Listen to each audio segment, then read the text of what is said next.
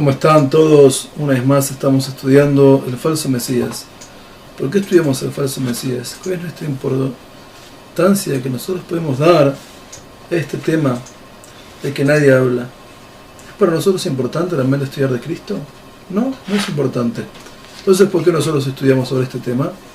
Nosotros estudiamos este tema no para responder a la gente cristiana, no les interesa lo que ellos crean.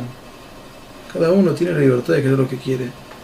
Nuestro objetivo es que nuestros hermanos judíos no sean engañados. Nuestro objetivo es poder terminar con esta farsa en que nuestros hermanos judíos son víctimas. Ahora sí, seguimos estudiando y empezamos con la siguiente introducción. Muchos argumentan que aunque Jesús no fue el Mesías, fue un ser humano perfecto. Y uno debe tomarlo como ejemplo. Una mirada más cerca a su carrera despierta muchas dudas acerca de su perfección.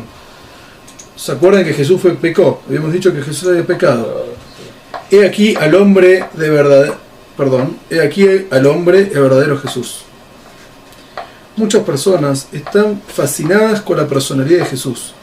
Aun cuando encuentran imposible aceptar la teología cristiana, sienten no obstante que se puede identificar con la persona de Jesús. Lo ven como alguien que predicó el amor y la paz y cuya vida personificó los más grandes ideales. Cuando contemplamos a Jesús en términos idealistas, muchas de las cosas hechas en su nombre parecen muy extrañas. ¿Cómo es posible que los cruzados hayan saqueado y destruido comunidades enteras en su nombre? ¿Cómo pudo la Inquisición haber torturado a gente hasta la muerte en nombre del hombre que enseñó que el principal mandamiento era amar a tu prójimo como a ti mismo? ¿Cómo son posibles semejantes contradicciones? Resulta mucho menos sorprendente que sus seguidores no viviesen en base a las enseñanzas de Jesús cuando se dieron cuenta que Jesús mismo no se guiaba por ellas. Los cristianos gustan de presentarnos una imagen idealizada de Jesús, el hombre, pero una lectura cuidadosa del Evangelio disipa esta imagen rápidamente. Vamos a examinar algunos ejemplos. Una de las más conocidas enseñanzas de Jesús es en Lucas 6:29. Si alguien te pega en una mejilla, ponle la otra. Esta podría haber sido una bella idea, pero Jesús mismo no vivió acorde a esto. Cuando uno de los oficiales del sumo sacerdote lo golpeó, Jesús no puso para nada la otra mejilla. En lugar de eso, el Evangelio dice que su respuesta fue, en Juan 13:23, si yo hablo impropiamente, declaralo como evidencia en mi juicio. Si yo hablo bien, entonces ¿por qué me golpeas? No se sometió dócil y silenciosamente como él mismo se le atribuye haber predicado. A través de la historia, parece que el único que siempre puso la otra mejilla fue el judío. En el sermón de la montaña, Jesús instruyó a sus seguidores en Mateo 5:43. Ama a tus enemigos, bendice a los que te maldicen y haz el bien a aquellos que te odian. Esto podría haber sido una fina lección si Jesús mismo hubiera vivido de acuerdo a eso. Pero cuando llegó a sus propios enemigos, Jesús declaró en Lucas 19:27. Toma a mis enemigos, aquellos que no me dejaron mandar sobre ellos. Tráiganlos acá y mátenlos ante mí. Jesús, sí, el de la cruz, él dijo eso. Jesús pudo haber predicado en contra del carácter vengativo, pero él no practicaba lo que predicaba. Cuando dijo en Juan 11:39, he venido al mundo para enjuiciar, puedo dar vista al ciego, pero puedo cegar al que ve. Algunos de nosotros tenemos la imagen de Jesús predicando amor y paz, como cuando dijo en Mateo 5:22, cualquiera que alimenta odio contra su hermano debe ser traído a juicio. Aun si se burla de su hermano tendrá que responder en los fuegos del infierno. Esta imagen, sin embargo, cambia rápidamente cuando Jesús mismo es puesto a la prueba. Entonces lo encontramos declarando en Mateo 10:34, no piensen que viene a traer más al mundo, no viene a traer paz, sino la espada. Entre paréntesis, nosotros sabemos que las espadas van a ser arado cuando venga el Mesías. Jesús sometió a cualquiera que atreviera a oponérsele a los más terribles insultos, maldiciones y amenazas de horrendos castigos. Cuando los judíos trataron de defender su antigua fe, Jesús les contestó en Mateo 23:33, ustedes, serpientes, generación de víboras, ¿cómo pueden escapar de la condenación del infierno? Muy bien, personaje increíble. Jesús no se limitó a sus oponentes inmediatos, tales como los rabinos y maestros. Habló en contra de quien se atreviera a no creer en él, marcándolos como inútiles, sujetos a castigo divino. Así las cosas, oímos su pronunciamiento en Juan 3:36. Aquel que crea que en el Hijo tiene vida eterna, pero aquel que no cree en el Hijo no verá vida, sino sufrirá la furia eterna de Dios. Él pudo haber predicado amor, pero un amor muy limitado. Así dijo él en Juan 3:5. Yo digo que con seguridad ustedes, a menos de que un hombre haya nacido de agua y de espíritu, no puede entrar al reino de Dios. En contraste con esto, los rabinos a quienes Jesús odiaba tanto no ponían tales limitaciones en el amor a Dios. Eran los rabinos del Talmud quienes hacían las siguientes afirmaciones. Tosefta, Sanedrín 13. Los justos de todas las naciones tienen su parte en el mundo venidero. Ellos vieron el amor de Dios accesible a todos los pueblos, no solo los judíos. Una afirmación aún más fuerte puede encontrarse en nuestra literatura midrashica, donde un rabino declara, Tana de Beit Eliyahu, Raba 9, yo llamo al cielo y a la tierra como testigos, cualquier individuo, sea gentil o judío, hombre, mujer, sirviente o moza, puede traer la presencia divina sobre él, de acuerdo a sus hechos. La actitud judía hacia los no judíos se expresa claramente en el rezo del rey Salomón, donde dice, en Reyes 1, 8:41 a 43. Cuando un extraño que no es de tu pueblo de Israel, pero viene a una tierra distante, se entrega en rezos hacia el templo, entonces escucha sus plegarias. Jesús, sin embargo, no era de mentalidad tan abierta. Cuando él despidió a sus 12 discípulos, los exhortó. Mateo 10:5-6. No tomen el camino hacia las tierras de gentiles y no entren a ninguna ciudad samaritana. Vayan solo con las ovejas perdidas de Israel. Entonces Jesús no quería agarrar a ninguna persona que no sea judía. El único que le importaba eran personas judías. O sea, que la gente que cree en Cristo sepa una cosa. Jesús estaría revolcando los huesos en sus tumbas. A ustedes no los quiere. Él nos quería a nosotros, no los quería a ustedes. Los rabinos que vivieron en el tiempo de Jesús enseñaron en Avot 4:3. No desprecien a ningún hombre. Asimismo declaraba en Baba Kama 38a. Un gentil que estudia Torah es igual al sumo sacerdote. O sea, un no judío que estudia Torah es como el sumo sacerdote. Estos rabinos veían la salvación de Dios accesible a todo hombre. Esto contrasta con la terrible sentencia proclamada por Jesús en Juan 15:6. Aquel que no mora en mí es arrojado como una rama seca, y las ramas secas son recolectadas, lanzadas al fuego y quemadas. Esta terrible afirmación fue usada más tarde por la Iglesia Católica para justificar su práctica de quemar a los herejes en la hoguera. En el Sermón de la Montaña, Jesús predicó en Mateo 5:43-44. Anteriormente habían sido enseñados a amar a su prójimo y odiar a su enemigo. Pero yo les digo, amen a sus enemigos y bendigan a quienes los maldice. Jesús pudo haber dicho esto, pero el Evangelio está repleto de sus propias palabras de odio en contra de aquellos que no lo aceptaron. Continuamente demostraba la misma sed de venganza como cualquier otro mortal. O sea que lo del Hijo de Dios está demasiado grande para él. Una de las enseñanzas básicas del judaísmo es Levítico 18:19.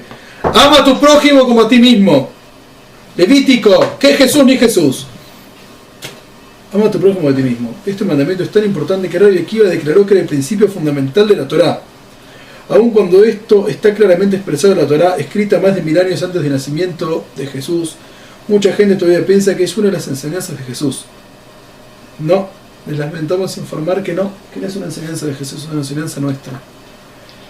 Pero aún explicando este mandamiento de amor, Jesús no estaba por encima de su carácter vengativo. El Evangelio en Lucas 19:29 registra que se le preguntó, ¿pero quién es mi prójimo? Jesús replicó con una de las más conocidas parábolas del Evangelio. Un hombre viajando de Jerusalén a Jericó es atacado por unos ladrones, lo desvalijan y lo golpean. Dejándolo medio muerto al borde del camino, un sacerdote que pasa por ahí ve al hombre herido, pero rápidamente cruza el camino para evitarlo. Un levita entonces pasa por casualidad y también cruza el camino para evitarlo. Finalmente un samaritano pasa y es conmovido por la piedad. Cura las heridas del extraño, lo carga a un lugar seguro y tiernamente cuida de él. Allí el samaritano asegura el ejemplo perfecto de buen prójimo. A primera vista, parece una bella historia, pero cuando vemos debajo de la superficie, vemos muy claramente el carácter vengativo de Jesús. Vamos a examinar cuidadosamente las 3 personas que vio la desafortunada víctima. Son un sacerdote, o sea un cohen, un levita y un samaritano. Cualquiera familiarizado con las 3 clases de judíos denominados por la Torá sabe que son cohen, leví e israelita. Esperaríamos por lo tanto que después de que el cohen y levita dejaron pasar a la víctima, la historia nos diría que la tercera persona era un israelita, o sea un judío normal, como nosotros, menos el diablo que es Leví.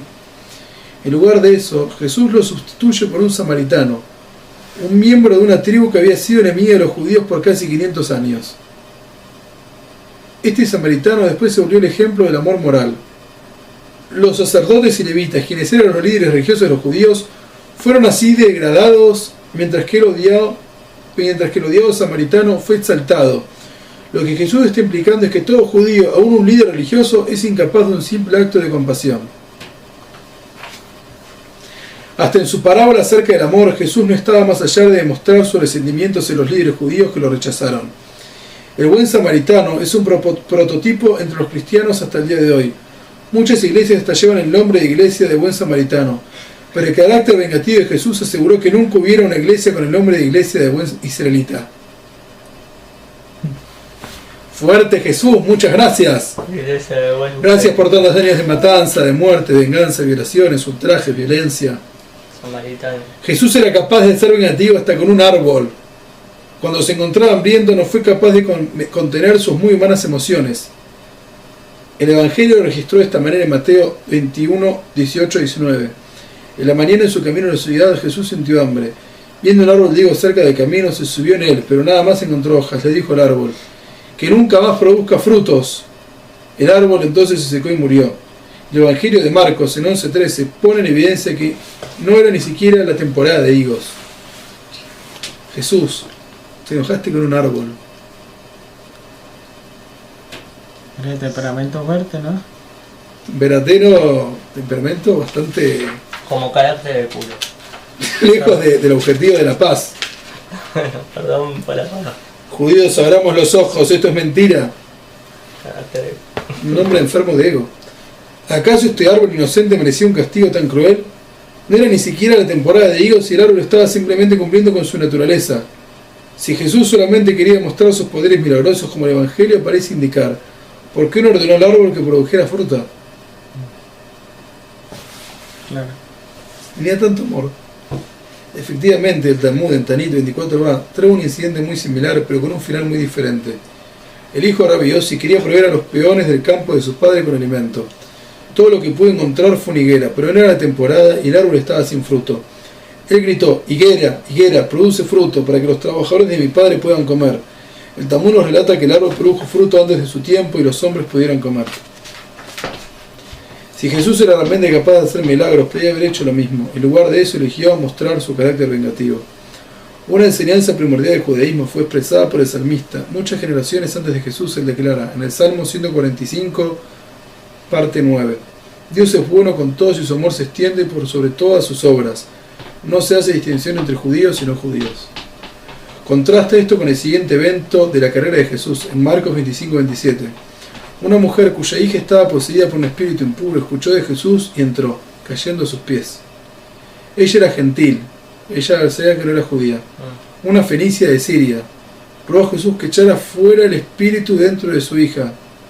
Jesús replicó: deja que los niños se satisfagan primero, no es correcto quitar el pan de los niños y tirárselo a los perros.